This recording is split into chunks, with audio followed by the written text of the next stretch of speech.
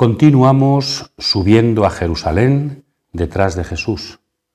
Después de no ser acogido en la aldea de samaritanos, después de enviar a los discípulos, después de rezar a Dios, tenemos ahora dos encuentros preciosos de Jesús. Uno con un legista, experto en la ley, donde se nos habla la famosa parábola del buen samaritano. ¿Quién es mi prójimo? Y después un Jesús que también se aproxima a dos hermanas, Marta y María, que lo acogen en su casa, a diferencia de los samaritanos. Continuamos reflexionando con Jesús en el Evangelio según San Lucas, subiendo a Jerusalén, intentando responder a los retos de la palabra. Bienvenidos.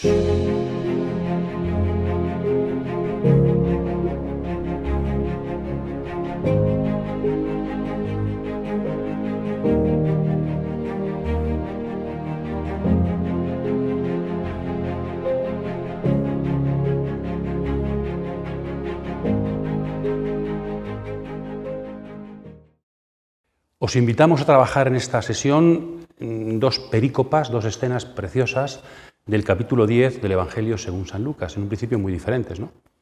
Un diálogo de Jesús con un escriba, con un legista, dice un experto en leyes, dice San Lucas, y después un diálogo de Jesús con Marta, es acogido por las hermanas Marta y María.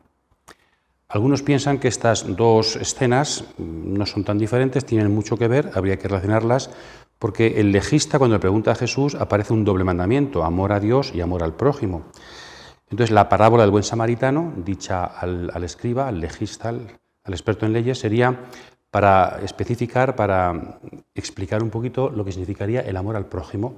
Y el encuentro de Jesús con Marta y María sería para especificar, para explicar el amor a Dios. Entonces, también podríamos entenderlo desde aquí, no sé si esto Lucas lo pretendía, tal vez no, pero nos ayudaría para unirlo, ¿no?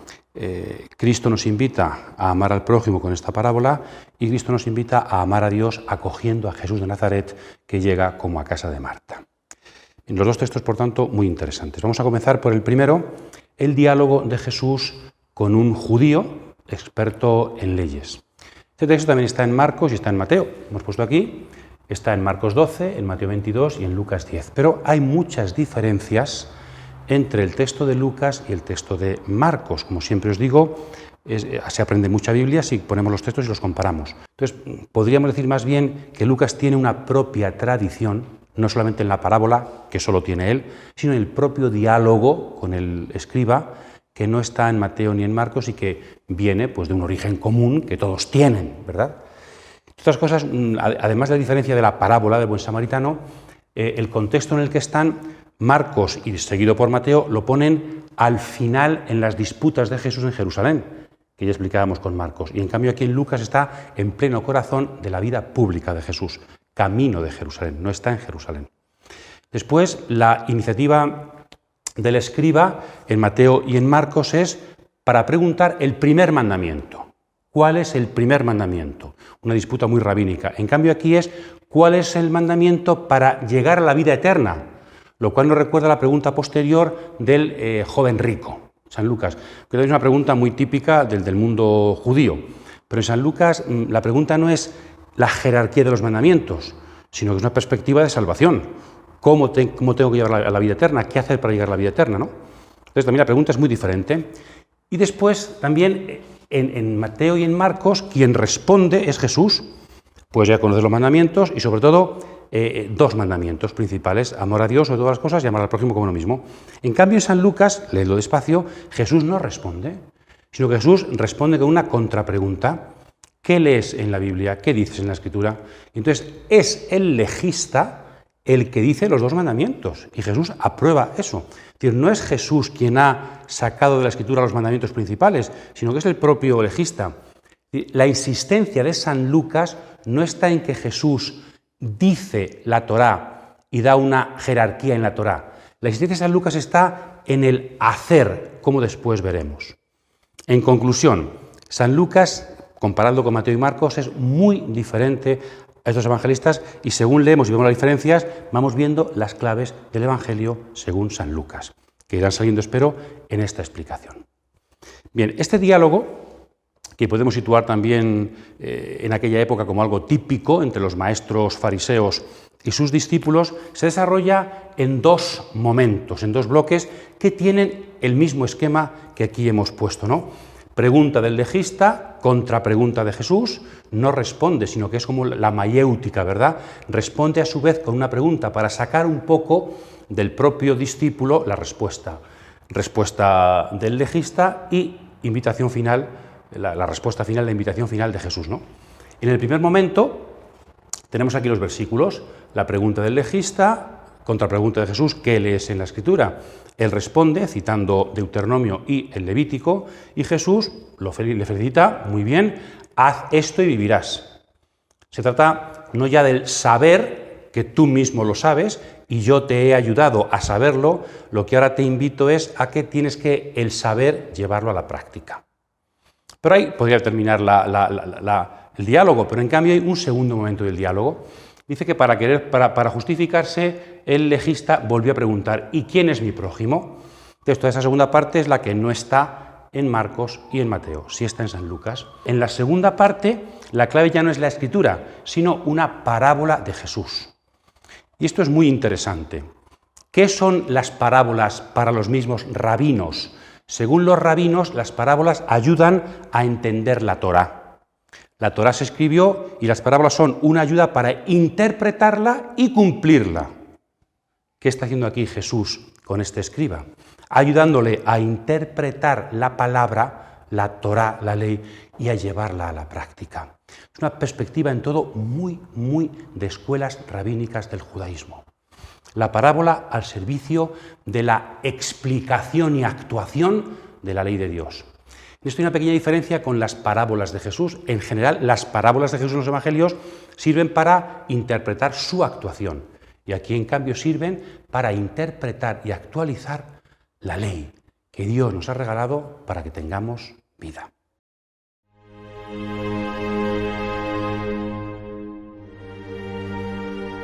Se levantó un legista y le preguntó, para ponerle a prueba, «Maestro, ¿qué he de hacer para tener en herencia vida eterna?»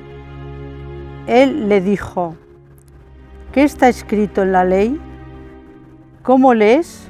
Respondió, «Amarás al Señor tu Dios con todo tu corazón, con toda tu alma, con todas tus fuerzas y con toda tu mente, y a tu prójimo como a ti mismo».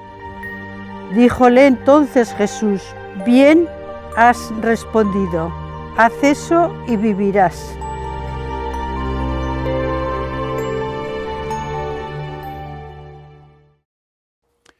Vamos entonces a recorrer el texto, este primer diálogo precioso entre el escriba y Jesús. Toma la iniciativa el escriba, que se pone en pie y comienza una nueva escena porque antes hemos dejado a Jesús con sus discípulos. No parece que el escriba sea un discípulo de Jesús, porque además va a ponerlo a prueba, lo cual también está en Mateo y Marcos, parece que viene de la tradición, ¿no? Tiene dificultad, aunque ese poner a prueba Jesucristo no reacciona de una forma, como iremos viendo, a la defensiva, todo lo contrario. Jesucristo, lo diremos, se va a hacer prójimo y va a acoger las preguntas del escriba. Entonces, ¿qué hacer para la vida eterna? Jesucristo contrapregunta, ayuda a que la sabiduría de este hombre, su estudio de la palabra, le ayude a responder, ¿no? Y entonces, Jesucristo en Marcos, pero aquí el escriba, va a responder con dos textos de la Biblia, de la Torá, del Pentateuco, que tienen que ver con el amor, unidos por la palabra amar, ¿no? Amar a Dios, amar al prójimo. La oración de la Shema, que se llama Escucha a Israel, y el corazón de la Torá, la perícopa central del Pentateuco, Levítico 19, amar al prójimo como a uno mismo. Bien, aquí vamos a decir algunas cositas que ya explicamos un poco en Marcos, pero que viene bien recordarlas. Amarás al Señor tu Dios. Señor es la transcripción al griego del nombre propio del Dios de Israel, que se llama Yahvé. No pone Yahvé porque no se puede decir, es la traducción al griego. A Yahvé, tu Dios. La importancia, Yahvé no es cualquier Dios, sino que Yahvé es tu Dios. Y estamos en el contexto de la alianza. Tú serás mi pueblo, yo seré tu Dios. Entonces se trata de amar a alguien que no es un extraño, sino al que le perteneces. Tú eres de Dios, Dios es tuyo. Entonces, amar a ese Dios que es tuyo, que te ha elegido y que te ha engendrado, ¿no? Amar es un acto de alianza, porque formas parte de una relación, vive esa relación. ¿Y cuál es la forma con la que hay que amar a ese Dios? Pues existe en el todo. En el Deuteronomio aparecen 3 instancias. De aquí se añade una, aquí son 4, ¿no? El corazón, que es la interioridad de los afectos, diríamos, libres del ser humano, también con toda el alma, con todas las potencias interiores, con todas las fuerzas, todas las potencias exteriores, todas las dimensiones, todo de lo que uno es capaz, ¿no? Amar del todo, absolutamente, y también se añade aquí en el Nuevo Testamento con la mente, con la inteligencia, con la capacidad de pensar. Lo que se quiere en el fondo es subrayar, creo yo, el todo, todo, todo. Que no quede ninguna dimensión de tu persona que no esté configurada por el amor a Dios, a tu Dios. Esta es la insistencia, ¿no? Amar a Dios del todo, que ya podría ser una primera pregunta que podríamos hacernos al actualizar este texto. ¿Realmente yo amo al Señor con todo? ¿Existe alguna dimensión en mi vida interior o exterior, pequeña o grande, que aún no ame al Señor? ¿Hay algún rincón de mi existencia, de mi querer, que no sea para Dios?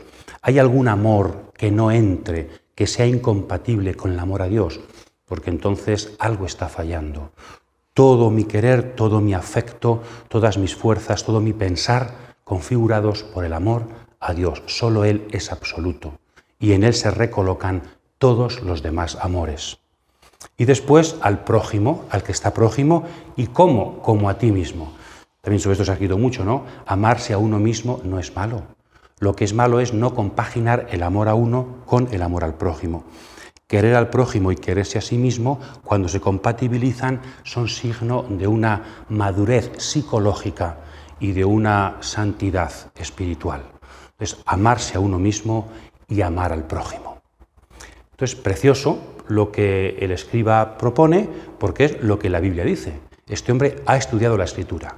¿Dónde está, como decíamos antes, el quid? Jesucristo acoge a este señor, le ha ayudado a sacar su sabiduría y ahora le felicita. Ha respondido correctamente, muy bien. Haz lo mismo y vivirás. La vida eterna, preguntaba él, y vivirás. Entonces Jesucristo ayuda a que saquemos lo que sabemos, pero a que no nos quedemos con lo que sabemos, sino a que lo vivamos. También Deuteronomio dice mucho esto, ¿no? La palabra no está lejos, está cerca de ti, cúmplela y vivirás. Jesucristo, en la mejor perspectiva bíblica, invita a los que pensamos la palabra a que no nos quedemos con el pensar la palabra, sino que la forma de cumplirla, la forma de que sea fructífera es cumplirla, llevarla a la práctica. También una perspectiva muy de Santiago y San Mateo. No vale con que la ley, hay que cumplirla para que tenga fruto en nuestras vidas.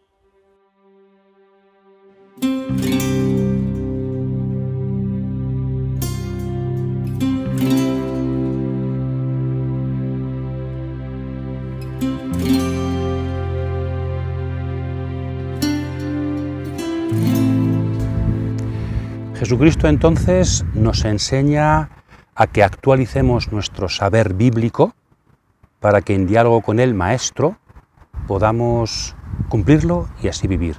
Pero no está terminada la escena. Comienza una nueva dimensión. Y es que el legista, para justificarse, dice Lucas, preguntó: ¿y quién es mi prójimo? ¿Qué significa ese querer justificarse? Yo creo que hay una perspectiva aquí muy interesante, muy práctica y muy actual. Y es la siguiente. Normalmente nosotros estudiamos y la teoría que hacemos solemos hacerlo para justificar nuestras tomas de postura en la vida. Y cuando hay alguna novedad en mi vida, o cuando alguien dice una opinión que yo casi siempre intento echar mano de mi sabiduría, de mis saberes, de mis aprendizajes para justificarme. Es decir, para decir a los demás, para dar pruebas, argumentos de que yo lo estoy haciendo bien.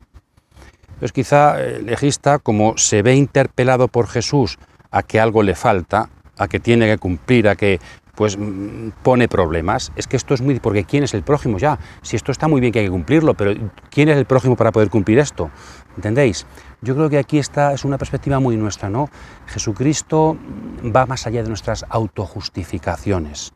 No tenemos que utilizar nuestra sabiduría, nuestro estudio, nuestra formación para eso, para justificar nuestra pasividad, nuestras cuestiones ya aprendidas, nuestras ideologías. En esto, por desgracia, puede suceder que en la Iglesia los cristianos más formados sean los que menos se convierten, porque podemos utilizar la formación para la justificación propia. Entonces, todo lo que he estudiado es para criticar a otros que no tienen mi postura y así yo no tener que cambiar de postura. No, no es el caso del Evangelio. Jesucristo siempre, a nosotros como al escriba, por muy expertos que seamos, siempre nos cambia las cosas, nos exige conversión. Entonces continúa el diálogo. La parábola del buen samaritano viene a interrogar nuestras vidas para que, lejos de querer justificarnos, queramos convertirnos, ser discípulos de Jesús hasta el final, cambiarlo todo, también nuestra forma de actuar y nuestra forma de pensar e interpretar las Escrituras.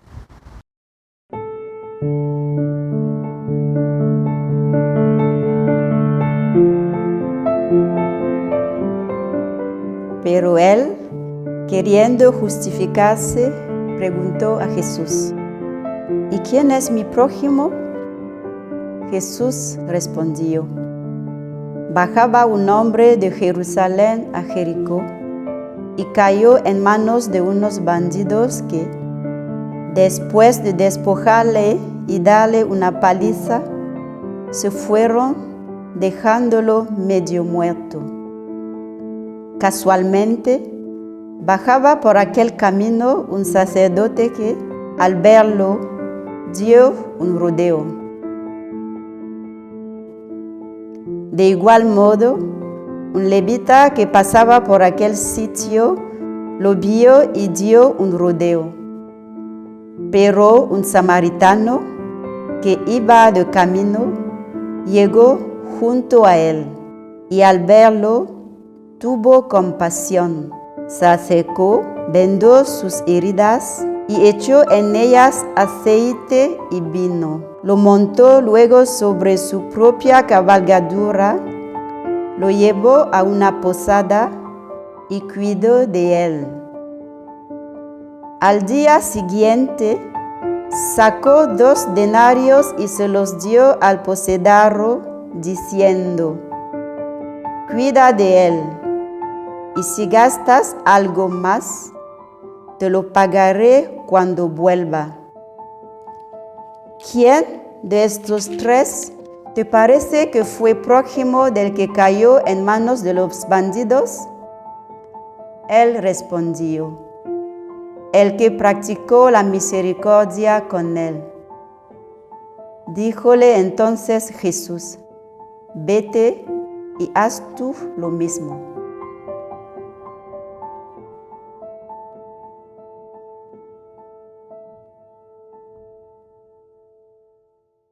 ¿Quién es mi prójimo? ¿Cómo actualizar el mandato del Levítico, Maestro Jesús? Y Jesús responde con una historia inventada por él, de una gran calidad literaria, humana y teológica. Nos cuenta un relato, una historia, y nos habla, Jesucristo está subiendo a Jerusalén, como sabéis, todavía no ha llegado a Jericó, está subiendo a Jerusalén. Bueno, pues nos habla de un hombre que bajaba de Jerusalén a Jericó. Y a mitad del camino ese hombre es atacado, asaltado, lo roban y lo dejan medio muerto además. Sabemos por aquella época que esa zona es una zona desértica que estaba habitada por muchos bandidos, entre otros, años más tarde, los celotas. Aquí San Lucas no le preocupa si eran celotas, si eran... El caso es que era zona de bandidos y este hombre ha quedado pues maltrecho debido a los bandidos. Y entonces aparecen otros personajes, también bajan por ahí 3 personajes. Un sacerdote, seguramente sabemos por Zacarías que vivían sacerdotes en torno a Jerusalén, entonces iban a hacer su oficio al templo y cuando acababan regresaban a su hogar. Un sacerdote que seguramente volvería de hacer sus ofrendas, su turno en el templo de Jerusalén. Lo mismo el levita, que es un clero de inferior grado, de inferior orden, ¿no? El levita.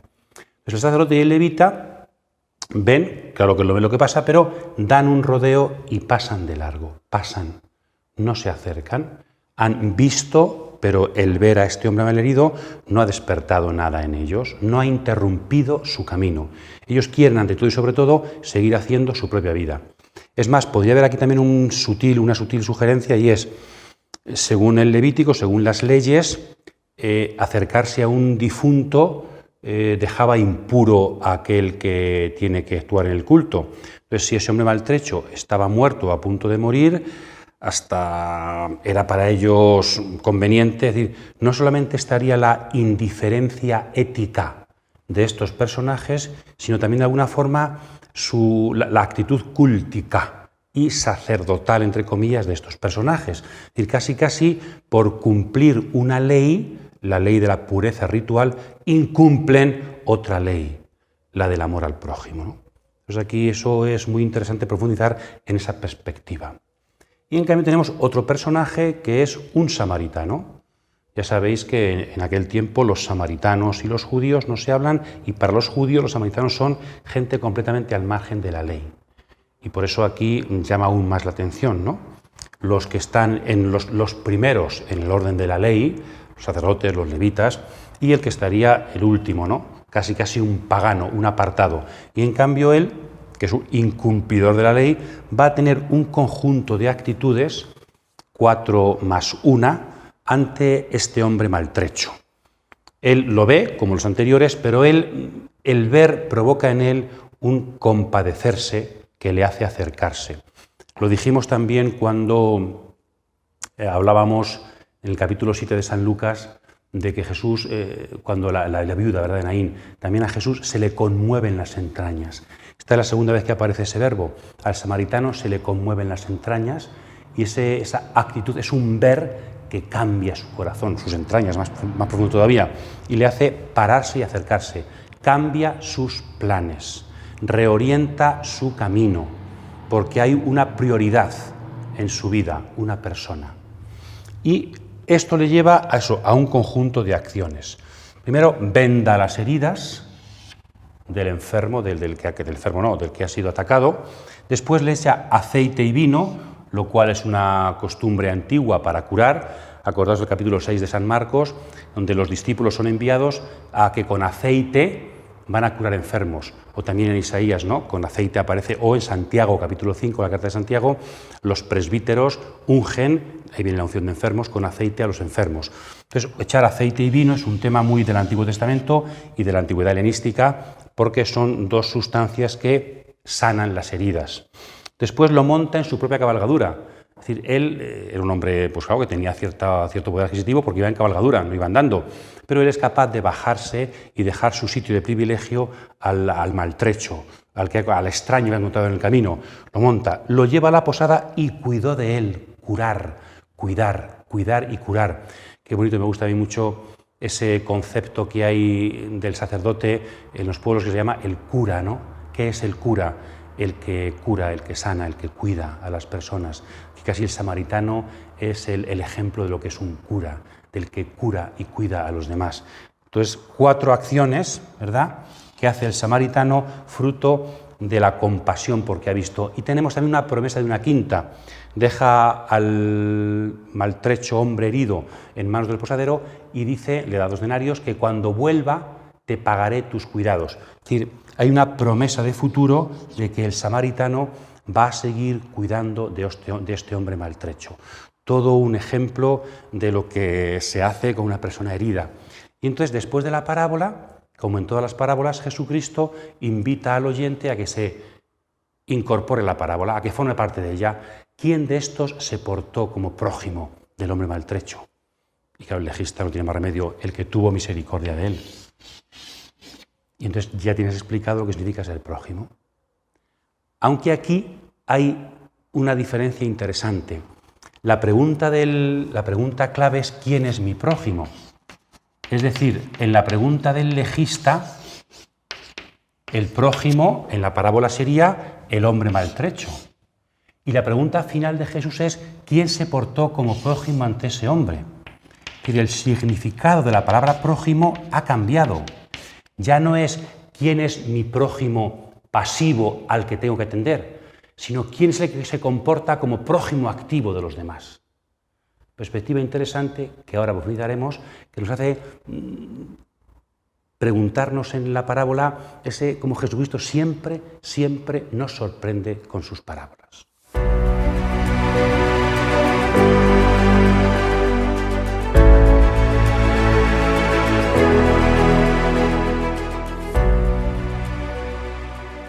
Tenemos entonces dos cosas al menos que llaman la atención, que interrogan en esta parábola.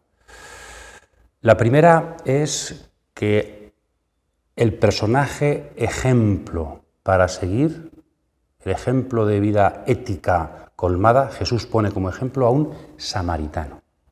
De quien menos nos esperamos es aquel de quien tenemos que aprender.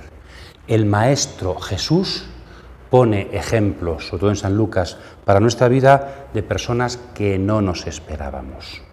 Nosotros buscando siempre en los de siempre, el ejemplo, resulta que Jesús dice, no, mirad para otro sitio. Primera cosa sorprendente de esta parábola, como de tantas otras en Jesús, ¿no? Y segunda, que Jesús nos hace cambiar nuestra pregunta. Él no responde exactamente a quién es mi prójimo. No dice, mira, tu prójimo es aquel que en el camino, no. Sino lo que dice es, hazte tú prójimo. No es espera a tener prójimos para poder cumplir lo que dice el Levítico, sino hazte tú prójimo de los demás. La pregunta sobre quién es mi prójimo, tu prójimo será aquel a quien tú te aproximes. Prójimo es más un verbo que un sustantivo o un adjetivo. Aproxímate. ¿Quién es mi prójimo? Aproxímate. Y Dios irá poniendo en tu camino personas aproximadas en las que tú podrás vivir con ellos la gran aventura de la misericordia. Habría una tercera cosita que también llama la atención en la parábola y es cómo Jesucristo de alguna forma se hace prójimo del escriba. Él acoge su pregunta. Jesucristo se ha aproximado como maestro a un escriba para que él comprenda la clave del prójimo y pueda también él aproximarse en la ética a los que Dios pone en su camino. La parábola nos interroga y siempre que nos encontramos con Jesús nos hace cambiar de perspectiva y aprender cosas nuevas, a vivir cosas nuevas según su palabra.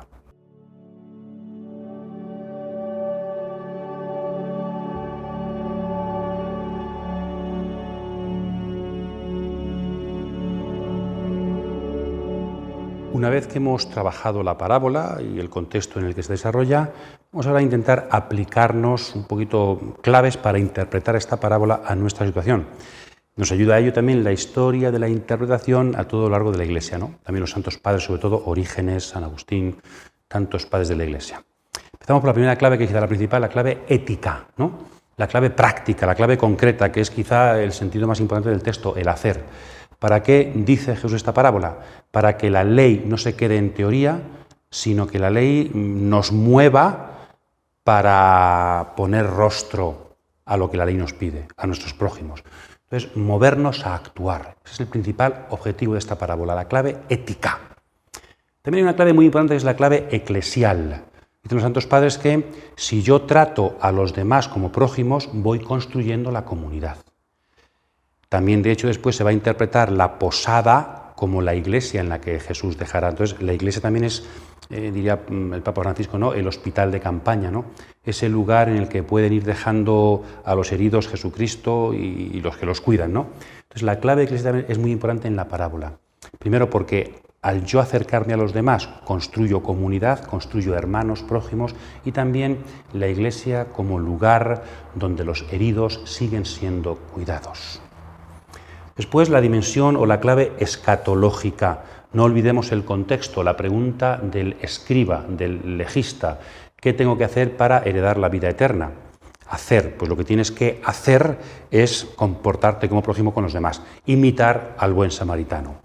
Entonces, actuando de esta forma, clave ética, consigo el premio de la vida eterna, clave escatológica.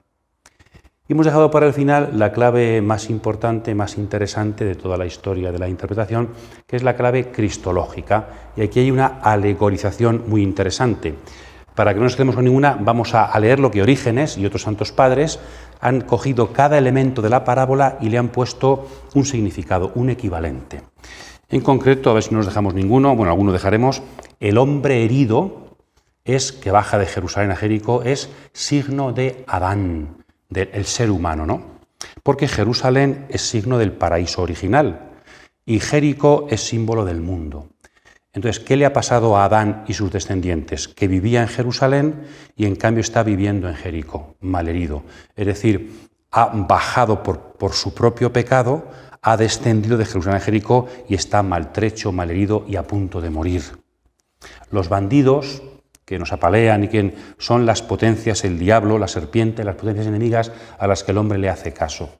Le apalean, en cambio, les hace caso y siguen dejándolo cada día más maltrecho y más lejano a Jerusalén.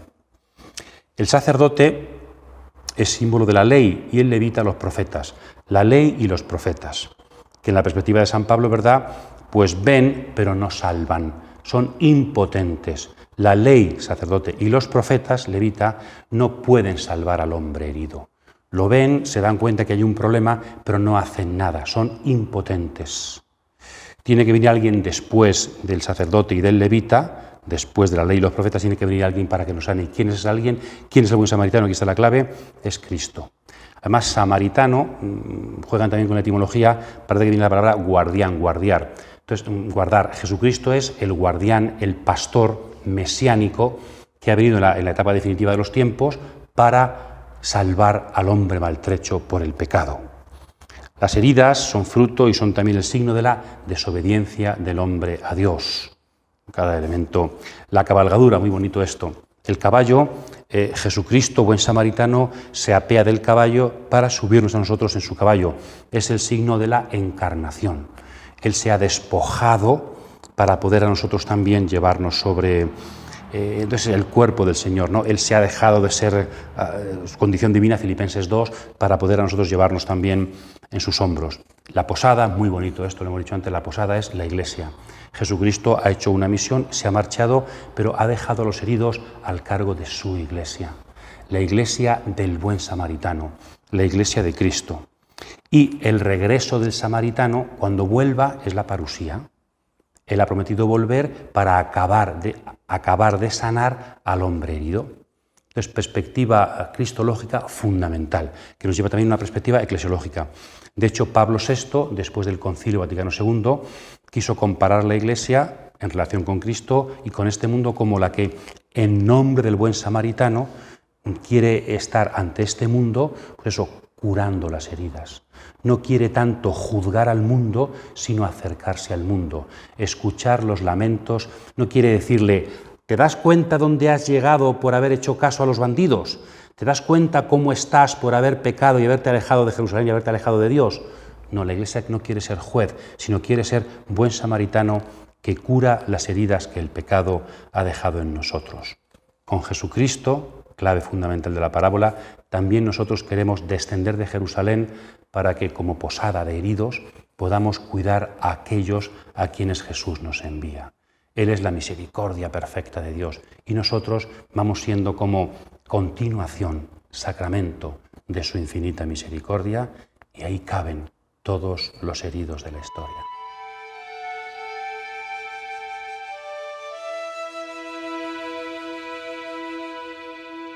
¿Quién soy yo entonces ante esta parábola, ante este diálogo de Jesús con el escriba? La clave principal sería, yo soy el escriba, ¿no? Yo soy aquel que le pregunta a Jesús por los caminos de la vida. Y en ese diálogo el Señor me invita a que no me quede en una cuestión teórica, sino a que viva obedeciendo su palabra, interpretando los mandatos de forma práctica y concreta, que aprenda a acercarme a los demás. Como creyente necesito que Jesús me enseñe a vivir desde las claves de la misericordia, desde las claves de la proximidad, de la aproximación. Misericordia y aproximación son las claves de la ética de Jesús. Pero también podríamos decir, desde las claves que hemos dicho antes, histórico-salvíficas, a lo mejor también yo puedo identificarme con el hombre maltrecho de la parábola. También yo soy hijo de Adán. También a lo mejor a mí los bandidos me han dejado en el camino herido y sin fuerzas. A lo mejor también yo tengo necesidad de que pase junto a mí el buen samaritano. Os invito a una lectura de esta parábola desde las claves del hombre herido. ¿Dónde están mis heridas? ¿Cuáles son mis heridas? ¿Cuánto me he alejado de Jerusalén? He experimentado en mi camino también el vino y el aceite de aquel que me quiere. He experimentado la mirada misericordiosa de aquel que ha descendido de su caballo para tocar y cuidarme.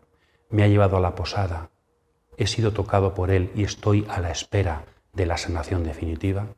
Una clave también preciosa de la parábola del samaritano, clave antropológica y existencial. Y quizá, como apéndice, otra pequeña clave sería, pues, yo soy iglesia, soy parte de la iglesia, soy creyente. ¿Cómo estoy viviendo mi condición de posada de hombres heridos? Posada de la misericordia de Jesús, buen samaritano. ¿Hasta qué punto estoy colaborando para que en la iglesia sean cuidados aquellos que han sido heridos no solamente por enfermedades, sino también por sus propios pecados? ¿Soy posadero que cuida o legista que juzga? ¿No? ¿Hasta qué punto eso? La clave del posadero. Yo también soy posadero, soy discípulo iglesia, a quien el Señor me envía hermanos heridos. Y en su nombre, con su mirada, con sus entrañas, sigo cuidando a aquellos que solo Él puede salvar, porque su misericordia es infinita.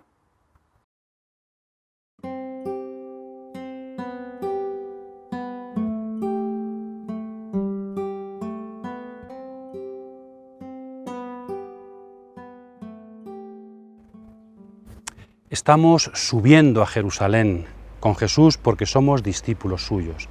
Y subiendo a Jerusalén nos damos cuenta de que nos hemos caído y hemos bajado de Jerusalén como tantos hombres, como el hombre de la parábola.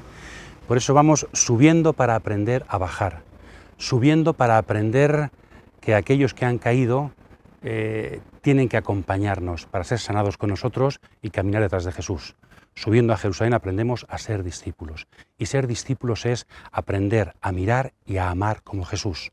Es aprender los caminos de la misericordia, a hacer prójimos nuestros con Jesús de aquellos hermanos nuestros que en el camino han sido heridos por las circunstancias y por la vida, cautivados por la palabra. Feliz aprendizaje a todos, feliz vida marcada por la misericordia.